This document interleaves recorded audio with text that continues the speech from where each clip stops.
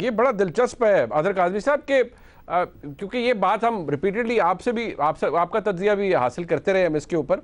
کہ ٹائمنگ کی بھی بڑی اہمیت ہوتی ہے. فواد چودھری صاحب کا کانفیڈنس، ان کی گفتگو اپنی جگہ، لیکن آپ کو کیا یہ حکومت یہ شیخ رشید صاحب کا کہہ دینا کہ یہ تو ہلکے پھلکے ساتھ سے ہی چلے جائیں گے، ایسا ہو جائے گا وہ ہو جائے گا،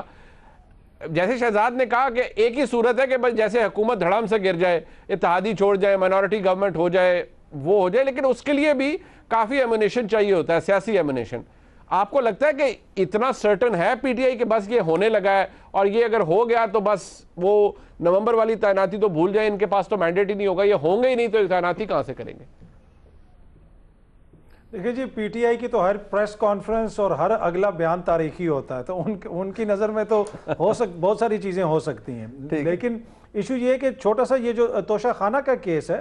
کل جو بھی فیصلہ آتا ہے، پہلے تو میں I'll be highly surprised اگر کل خان صاحب کو نائل قرار دیا جاتا ہے، اور اگر وہ قرار دے بھی دیتے ہیں تو یہ قطعاً یہ قانونی عمل کی انتہا نہیں ہوگی. آگے پھر آپ کے پاس ہائی کورٹ ہے اور سپریم کورٹ ہے، تو یہ تو کیس ابھی آگے چلتا ہوا، دونوں صورتوں میں آگے چلتا ہوا آگے چل سکتا ہے. جہاں تک یہ تعلق ہے کہ کیا حکومت گرنے والی ہے یا حکومت کمزور ہے، دیکھیں حکومت کی کچھ گلے شکوے ہیں، یہ رابطوں کا ذکر کیا جاتا ہے، بار بار کہا جاتا ہے کہ جی خان صاحب کے بیک چینل یا بیک ڈور رابطے ہیں، تو حکومت کے بھی رابطے ہیں. حکومت کس سے گلے شکوے کر رہی ہے کہ بہت سارے ہمیں مسائل ہیں. ضمنی انتخابات کے بعد آپ نے دیکھا کہ اچانک پارلیمنٹ کے اندر کھڑے ہو کے ہر حکومتی شخصیت نے اس طرح کی تقاریر کی کہ یہ تاثر ملا کہ جیسے ان کا تعلق حزب اختلاف سے ہے، تو وہ بھی بالکل چیز آپ کے سامنے. تو حکومت کو بھی وہ مطلوبہ سہولت کہیں سے نہیں مل رہی جس کی وہ یوز ٹو ہے یا جس کی مدد سے کافی حد تک حکومت چل رہی ہے. اور دوسرا،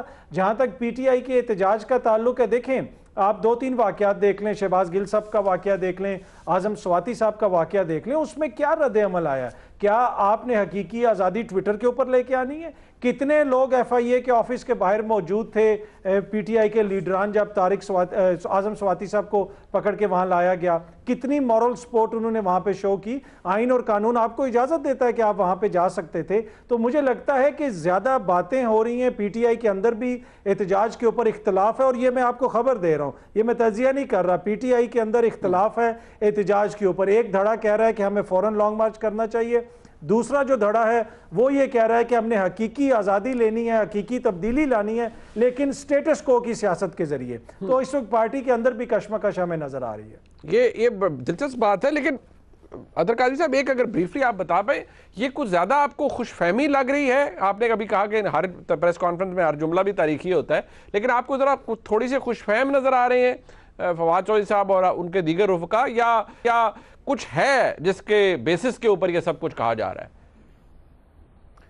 دیکھیں کچھ نہ کچھ تو ہے. یہ جو حکومت ہے، اس حکومت یہ کتنی مضبوط ہے اور کتنے مضبوط پلرز پہ کھڑی ہے وہ ہمارے سامنے ہے، اور ہر گزرتے دن کے ساتھ حکومت کے مسائل میں بھی اضافہ ہو رہا ہے. دیکھیں 6 مہینے گزر چکے ہیں، جو سیاسی استحکام لانا چاہیے تھا اس حکومت کو، اس کے ساتھ ساتھ جو کنٹروورسی کہیں اور سے اپنی طرف لینی تھی، وہ کنٹروورسی ابھی تک حکومت اپنی طرف نہیں شفٹ کر سکی. ابھی بھی سیاسی بحث کے اندر اداروں کے اوپر بھی بحث ہو رہی ہے، دیگر کوارٹرز کے حوالے سے بھی بحث ہو رہی ہے، جو بڑی ناکامی ہے اس حکومت کی.